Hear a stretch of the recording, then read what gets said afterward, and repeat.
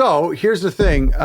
Skyline, I mean, I think of the Nashville skyline, that like iconic AT&T. I don't know if that's still AT&T, that building, but it also could be the Bob Dylan record. So where's the name come from? It was one of the hardest things I've ever done to name a festival. And I had all these names, and I didn't like them, whether they were too long or they didn't look good or all that kind of stuff. I was coming down to crunch time, and it was the last one. I just picked it. Honestly, there's no basis for it or anything like that. It's just the name that I thought was a cool name. It looked good. It was a strong word, and I think it could be a cool brand, even though I'm not technically using the Skyline image in any kind of logo or anything. Right. Well, I mean, it's got a little bit of a nature thing. It's either a city skyline or like a skyline, in the countryside. Yeah. And I think it's great. I think it's great, but it also, like I've said this before in other episodes, it just doesn't matter. Like, it doesn't matter. And, I interview 30 odd labels a year, and I don't, like, sometimes I'm like, oh, that's a clever name. And other times I just don't care. It's more about the people and the music, obviously, but like there's so much more around it. The name is like whatever, but it is a good name. Yeah, well, I appreciate it.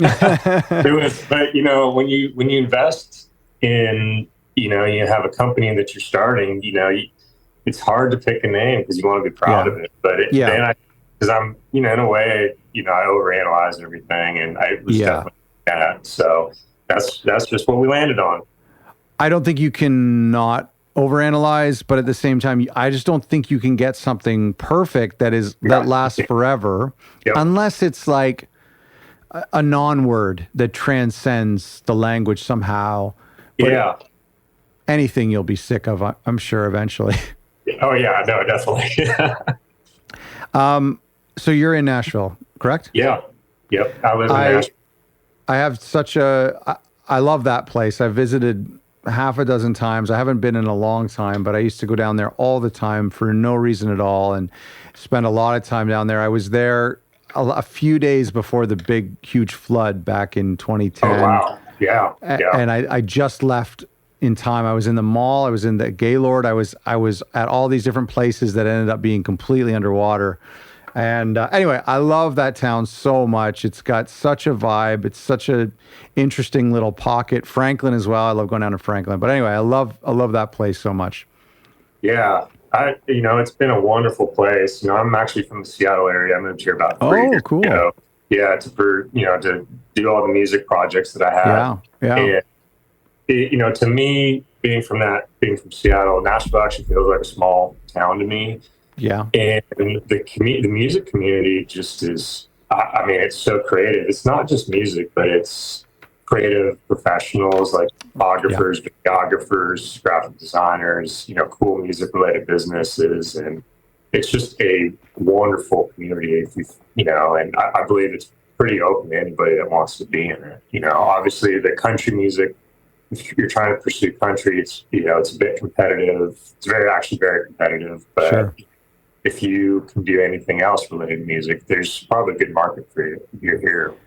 Yeah, that's a good point. Let me ask you about Nashville as it relates to your job. Well, specifically the record label. And I mean, it seems to me like, okay, if you're at a party in any city in the world and you say you run a record label, that's going to like lift some eyebrows and people are like, oh, that's cool. Tell me about it. But if you're at a party in Nashville, you say you run a record label. It's like, yeah, cool. So does that guy and that guy and that girl. Yeah. So is it intimidating doing this job in Nashville, or is the kind of the fact that everyone's in the business make it a little bit easier? That wasn't a concern of mine when I started it because I kind of had a vision and idea of what kind of music I wanted to produce and make, and the artists I want to work with. And it's kind of strange. I don't feel like I'm in competition with any of the other labels in town here because the majority of them are geared towards either other industries, and the big labels here mostly geared towards country or, pop country, all that, or even old school country. Yeah. There are a couple other small bluegrass labels here, but I don't see them as, I feel like they're healthy competition. Sure. But the being in this town, I think, has given me leverage over some of the other labels that are located in different areas of the country. Okay. Because I have access to such a wonderful creative community here, and That's right. And generally, the resources are pretty affordable for what I'm looking for. So it's, I think for me, I haven't found any kind of intimidation factor, but I found more of a really awesome networking community that helps me build my brand. Do you get a bit of, speaking of outside of Nashville, do you feel any sort of perceived legitimacy or credibility? I don't know. I feel that way. Like about your label or any label from Nashville. I feel like you're there, you're doing it in the same way that a film company in Hollywood. I don't know. Is that crazy? Yeah, I'm starting to get that feeling, and it just happened over the past 6 months. Because I'll be honest, when I first started this, it was with an artist who, I had a lot of respect for. It was just kind of a thing where he wanted to, get another album, but didn't have the resources. And this is something that's always been an idea of mine that I've wanted to do. So it was kind of like a partnership. And then I started, I didn't really know too much at first. And then it started growing. I learned things along the way. And then all of a sudden, I had access to a second. Well, actually, take a step back. Then I started getting our first artist stuff on the radio. And then we even got it on Sirius satellite radio, which was a huge play for us. And so then all of a sudden I had a second artist, and then got him on the radio as well. And then a third artist, Caroline Owens, who is also the same thing. So I think the fact that, now that we're getting radio play, we're getting decent streams from the industry, and the fact that it seems like the numbers are growing is, to me, it's like, okay, maybe we're meant to be here. And there's no imposter syndrome, even though I do feel like that quite a bit. But sure, it's been a wild growth over the past year, which has been great. It wasn't expected at all, and so I've had to deal with that growth. Okay. Let's just, for our listeners here, because I want to talk about bluegrass a little bit, but your genre, like, you're strictly bluegrass, or like, what are the parameters from a sonic standpoint? Yeah, so I grew up playing bluegrass music. I was in a band for a while, and I fell in love with the music. And it's the genre that I know the ins and outs of. Everything from the musicians to the history of the music. And so, for me, it's a starting place, and I believe that I can, work with great artists. I can find talent, and I can understand what makes a good artist different from, somebody who is mediocre. Yeah. So for me, we are bluegrass. I am not opposed to getting outside and doing something more Americana, more folk related. It would be great one day to eventually get into country. I just think you need significant financial resources, at least from my experience here in town, to sure. So, it's kind of one step at a time. I feel like I'm comfortable with bluegrass. I feel like I know Americana and folk a little bit too. And I would love to eventually work with, different artists and just kind of, expand our reach as a brand. Do you feel like there is, and I don't know, like, if you're sticking straight to traditional bluegrass or if you're trying to become a little bit more modern or experimental, but I'm curious, like, is there novelty in the fact that you're a young guy? For our listeners who can't see, our viewers can see, but our listeners can't see, you're a young guy. Yeah. The fact that you are doing this genre, that you're a label releasing new releases, is there like a unique selling point to that fact?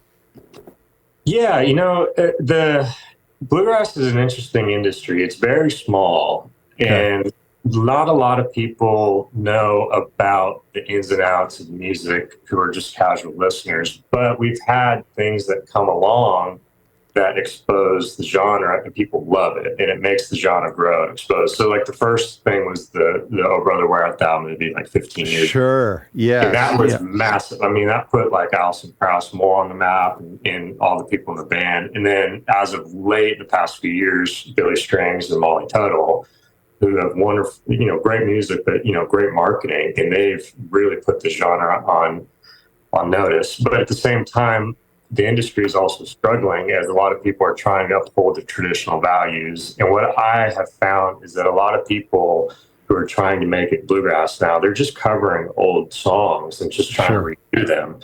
And to me, it was like, I want to hear people be creative, and they can, I want them to stretch their boundaries, stretch the music, use things that I've never heard before. Because, for example, if an artist is covering an Alison Krauss song, as much as I'll listen to it once, it might be good, I'm always going to get Alison Krauss. Sure.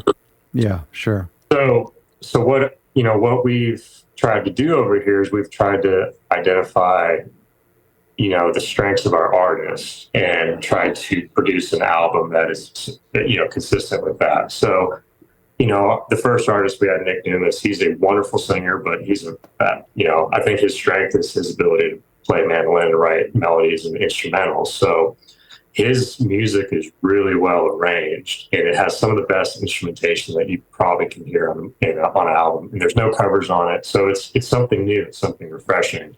Same with Dalton Harper's our other artist. He's more of has this beautiful deep country style voice, and he's more about the song. And he's a wonderful guitar player too. But so we tried to direct his album as more focus on the song quality, his vocals, and just making it just a pleasant listening experience for the vocals. So what we're trying to do is just step outside the norms that are in bluegrass, push the boundaries a little bit, but also pay off to a lot of the similar factors that bluegrass has had. Right. And I think that's probably similar to, that's probably similar to every subgenre, whether you're punk or you're jazz or even hip hop, certainly classical, that kind of thing.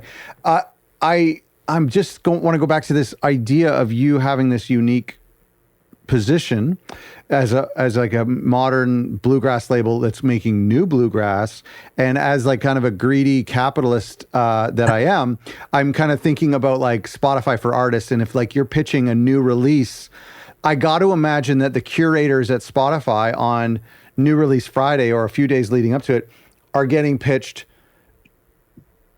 tens of thousands of pop songs, tens of thousands of rock and indie rock songs, and maybe tens of bluegrass songs. So to me, like, I feel like there's more opportunity for you to get on satellite radio, like you mentioned, and to potentially get on an editorial playlist, because there's not that much new bluegrass coming out. Is that not true? No, you nailed it. And, I've been lucky with almost every single release that we've done. Actually, every single one we've got onto Spotify playlists. And wow! And so what I've noticed, you jerk.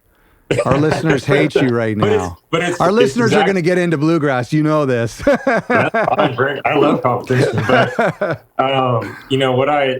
what I noticed over the past year and a half is there's been such a growth in the music that originally there was one or two Spotify playlists, and now there's many. There's women in bluegrass, there's instrumental bluegrass, traditional, modern, traditional. So there's tons of playlists. And, we've been lucky. We have been lucky. It's not like I just throw it up there. I try to write the best pitch that I can. And, I think a lot of people, you have to pay attention to the instructions that they give you for playlist pitching. I think specifically they want to know how this track was created and how you're going to promote the artist and the music. And I think, at least from people I've worked with before, they just talk about themselves as an artist. And, so I just try the best to follow the parameters and the guidelines. And, it's been great. That's amazing.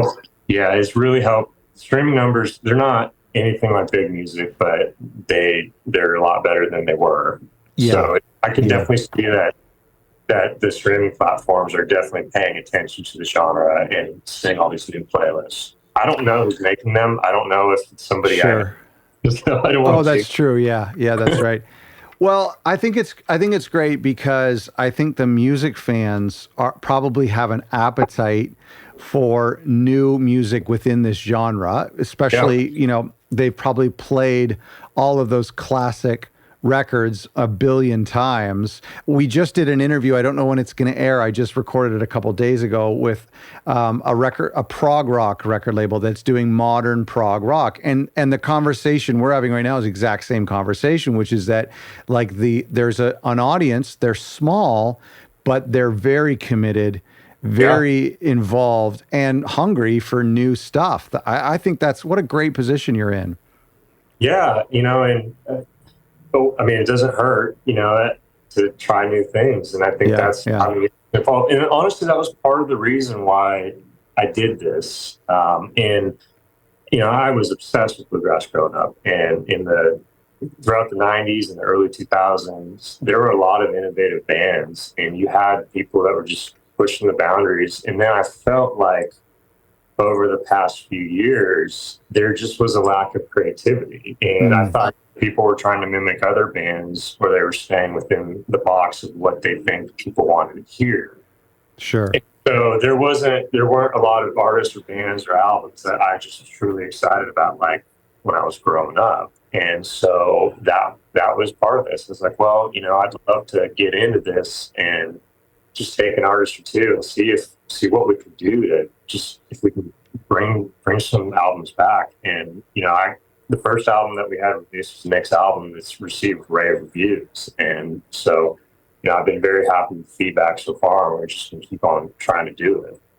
That's awesome. Is there an element, I asked this when we were talking about prog rock as well, but is there an element, especially you being a young guy, promoting bluegrass, is it a mission of preservation in any way of this great genre, or some sort of like evangelist standpoint that you believe people are overlooking this genre?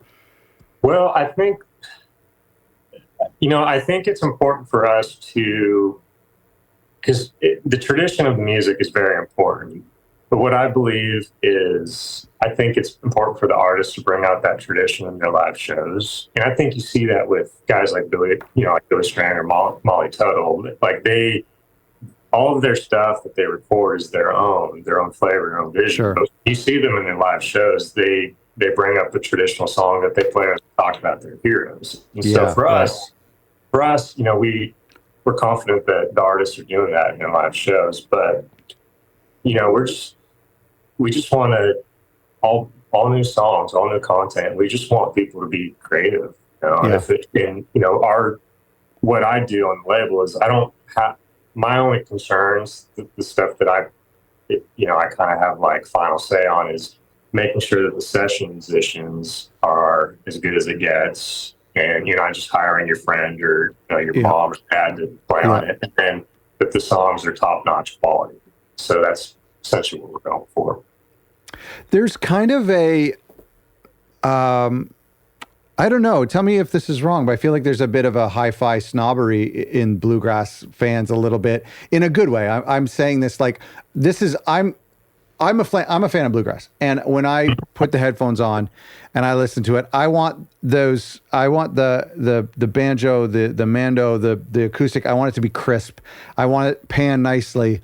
I want it mixed really well. I want to feel like maybe they're all around a stereo ribbon mic or something. I really like.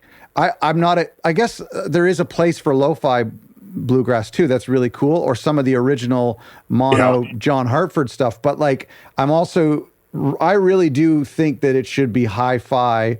And I kind of am the same way with jazz as well. So I just thought that was interesting that you said, not just your friends, like this has got to be professional stuff. I feel like there's a standard. Yeah, there absolutely is. And especially with, I want to say like, I don't want to categorize it, but we're more of like a modern type of bluegrass. But sure, the recording quality is as much as a part of the music as the artists and the session musicians are. So yeah, we use about the best studios that we can afford on the budget. Yeah. You Which spend you a have lot a few in the neighborhood, I think. Yeah, we Yeah. do. Yeah. And we have great engineers, but yeah, like it has to be, it sonically has to be really perfect and beautiful, you know. Yeah. Uh, Yeah. and so we work a lot on the mixes, you know, we try to get it right, whether, you know, some engineers, they like to have it pan where it sounds like a band, or, you know, so there's just different variations, but it's definitely high quality stuff. It's not out of tune. It's tight. It's easy to listen to. Yeah. Yeah, that's great. But it's expensive to do that. You know, it is. And to us, it's worth it, though. Yeah, sure. Honestly, with the rates that we're paying for an album out here, you know, we have some, you know, some of the engineers in home studios, and they're just as good as a professional. That's true. Yeah.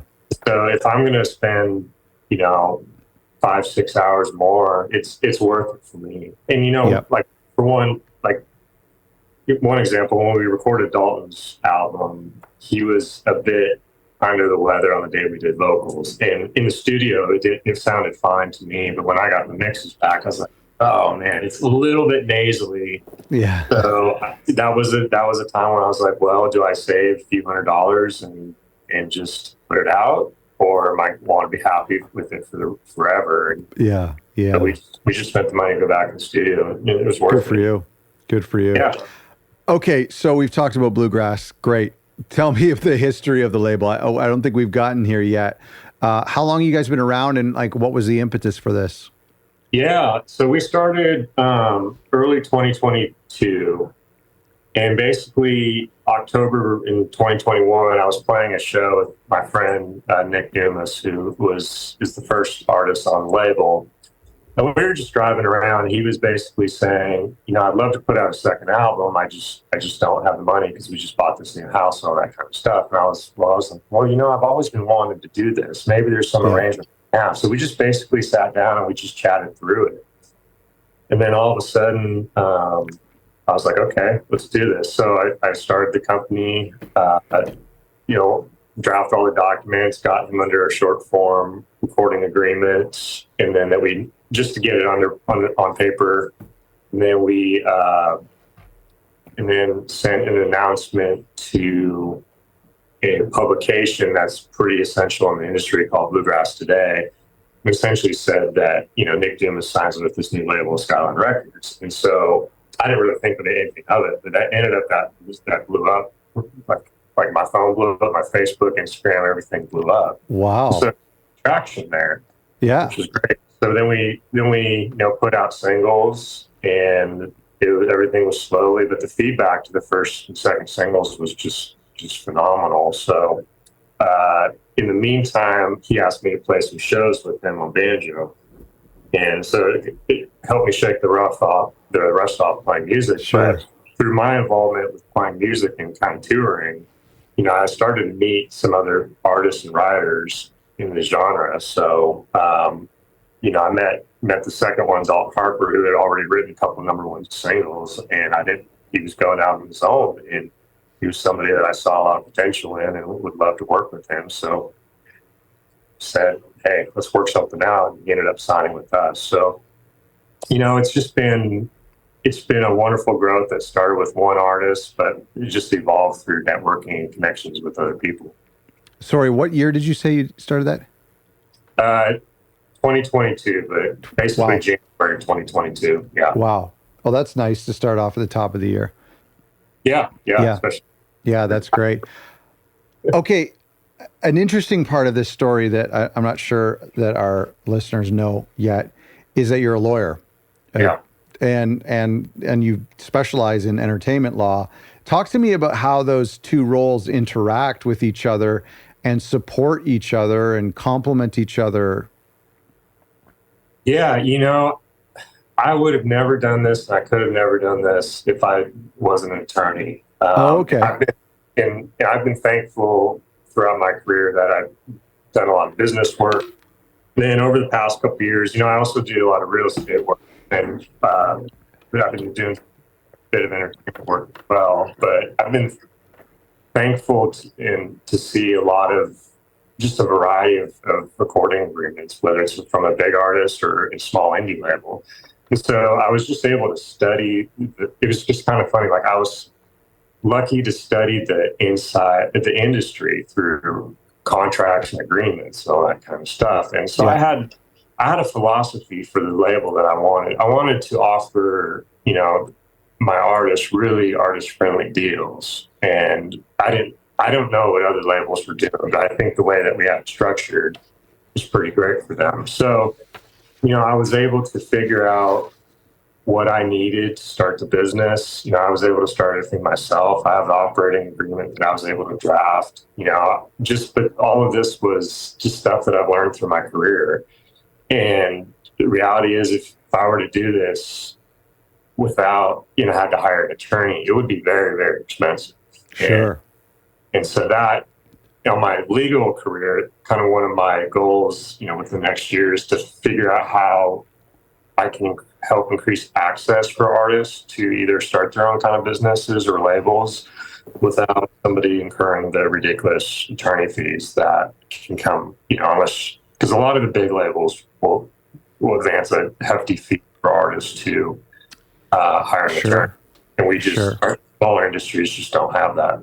And so a lot of the resources have to come from the artists. And it's just, you see their hourly rate, you see how much time it takes, and, it's probably more than some of them are going to make creating music. So it's tough. It's a tough dynamic, but. Right. Continue, please. Oh, I was just saying, so it's been just, I've been able to see everything that I need on the contract side and the business side of what it takes. I've been able to see royalty statements and how that is put together, just kind of anything and everything. So I'm very lucky that I have that background that helps me translate a lot of those skills into the label side. Incredible. I mean, that's an incredible unfair advantage that you have over other labels. It allows you to take all that money you save in legal fees and put it into studio fees. Yeah. I would imagine, maybe I'm just projecting my own insecurities, but when I talk about Nashville being an intimidating town, I feel like it's a town where you need to be on the up and up from a contract standpoint. You have unions there. I just feel like it's a little bit more of a formal music industry than, say, Seattle is or was. Yeah. It's interesting, at least in the country realm, with any business or record label or publishing company, everything is papered up, whether it's, use of somebody's music in a video or, a song, just giving somebody credit for being a featured artist. Like everything is papered up and negotiated pretty heavily. I bet. I get it. You want to make sure that you protect everybody's rights, and you want to make sure that everybody gets paid. Yeah. Bluegrass, on the other hand, it's not very well papered up. A lot of, I think, there aren't very thorough recording agreements. I think, there's no independent contractor agreements for creative professionals that work with labels, especially, there's no band agreements between artists and bands, which cause a rift and problem. Like, who owns the rights to the song? What happens if a band member writes a song and they leave? Like, there's none of that. And so I think, generally the bigger country industry is definitely papered up. My industry, I don't think is very much. Well, some of those songs that they're working on have the potential, the big potential to go to number one and to make tons of money. Yeah. Not so much happening in the bluegrass. Bluegrass has been more about, that evening gathered around the circle kind of thing. Yeah. Well, and, another thing is there's just not a lot of money in bluegrass. So it doesn't, it's somebody, if they get offered a deal by one of the record companies, they're essentially going to sign it, maybe with some input or advice by somebody else. But, there's not a lot of people know what their rights are to the music or, whether what deal they're signing is good or bad. And it's just because there's just not that much money to pay for legal services. And so it's something I would love to be involved in, trying to find a way to change that, increase access to, these and legal services. But well, I love that. And I think we should talk offline about more ways that we can do that. But and I want to just give a shout out that Will and his legal services is part of our directory at otherrecordlabels.com/directory. So if you want to get in touch with Will, you can. And everybody is now like, oh, he's saying that he's cheap. I'm going to reach out to him. But anyway, I think it's incredible. And I want to ask you from a legal standpoint, because you're a label owner as well and an indie artist. And so you've represented so many different things. You have your own label and you do your own paperwork for your own label. So when it comes to small indie labels, what are they generally missing when it comes to the legal side of things? What kind of mistakes do you think some of us are making from a legal perspective? Yeah. I think a lot of it, first of all, it comes to the recording agreement. And I think a lot of this is where you see headaches down the road for whether it's bigger labels or artists that are in disputes with the labels. But I think you want to make sure that you have a very solid recording agreement that, is specific and details the terms of the relationship. But not only that, what happens in case of a dispute? What happens if you disagree, or, what happens if the artist is not doing what you need them to do and you gave them advance? Like, what do you do there? Or, if you're the artist, if the label's not doing anything, is there a mechanism to get out of the deal?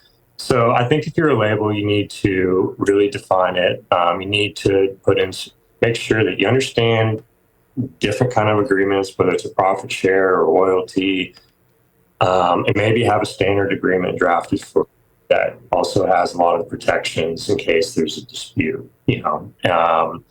So that's one thing. I think it's also important to really understand royalty distribution and make sure that you have a really good accounting system, because I think if you're super unorganized, it's going to be a headache down the road. Yeah. And I think you also need to understand and put a lot of time into understanding the dynamics between publishing and songwriting rights, owning masters, and a lot of all that, all the legal dynamics there. Oh, my question for you is, okay, I have a couple questions from the legal standpoint. So is there, if you're signing an artist, if a record label wants to sign an artist, should the artist have their own lawyer? Or like if I have a label, I'm signing an artist and I want to reach out to you to help us put this deal together, can you be the only lawyer involved, or should there be you for me and one for them? Yeah, ideally the artist will want to be represented by their own attorney. Okay. Because whether the label is big enough to have their in-house counsel or if they outsource and use their own attorney, ideally, you don't want an artist negotiating with either the attorney with the label, because if you have your own attorney, they're gonna notice a lot of the disadvantages and all that kind of stuff. So if you can find an attorney that's willing to help you negotiate and work with you on that, that's the ideal situation. If not, I recommend trying to do as much due diligence as you can. Read it, highlight it, Google, what does this mean? Ask advice in forums on what is this contract, what standards, that kind of stuff. But if I'm a label and I hire a lawyer, I'm trying to save money. Is there a way for me to pay for you to create a bespoke recording agreement for my label that I can then reuse for all future artists? Yeah, absolutely. Is that still legal?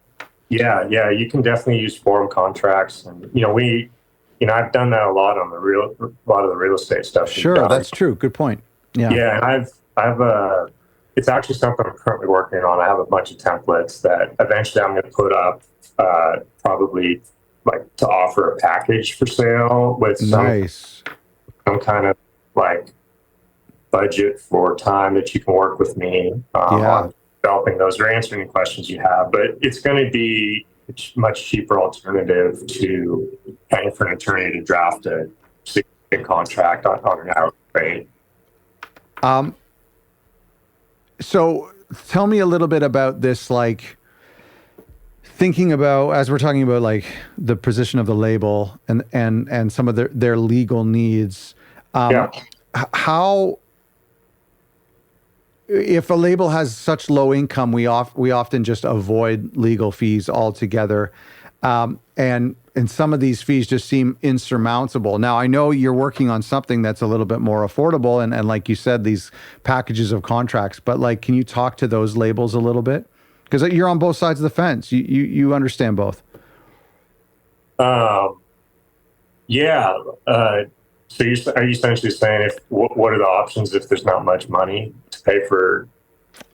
Yeah, service? I mean, listen, let me be frank. There's a lot of labels who are listening right now who do not have any agreements between them and their artists. And I think a lot of it is, I would say half of it is money, financial reasons. They're intimidated to speak to a lawyer. People haven't met you yet. But at the same time, they also want to keep things kind of informal. They want to keep things homespun and maybe not like officiate things so much by keeping it organic. What are your thoughts on that? I think that's fair. I think, it's a healthy balance because I'm in that same position too. I don't want to be this tough and hard label boss with my artists, because I think part of the reason why they like being with our label is that we are very flexible and we're very free. And, if they don't like something, they feel like they have a voice and input.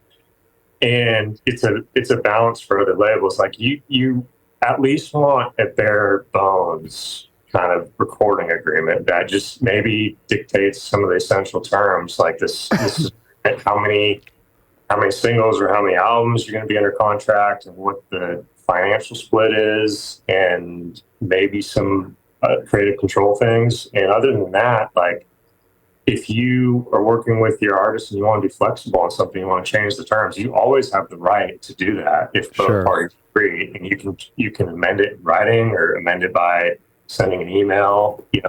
If sometimes if you have language in the contract that says, you can make changes in writing otherwise. But, I think it's important to understand, just because you have a contract, if the parties are open to renegotiating or changing a term, you can always do that. Interesting. Or if you want to be a little bit more flexible, you always have the option to do that.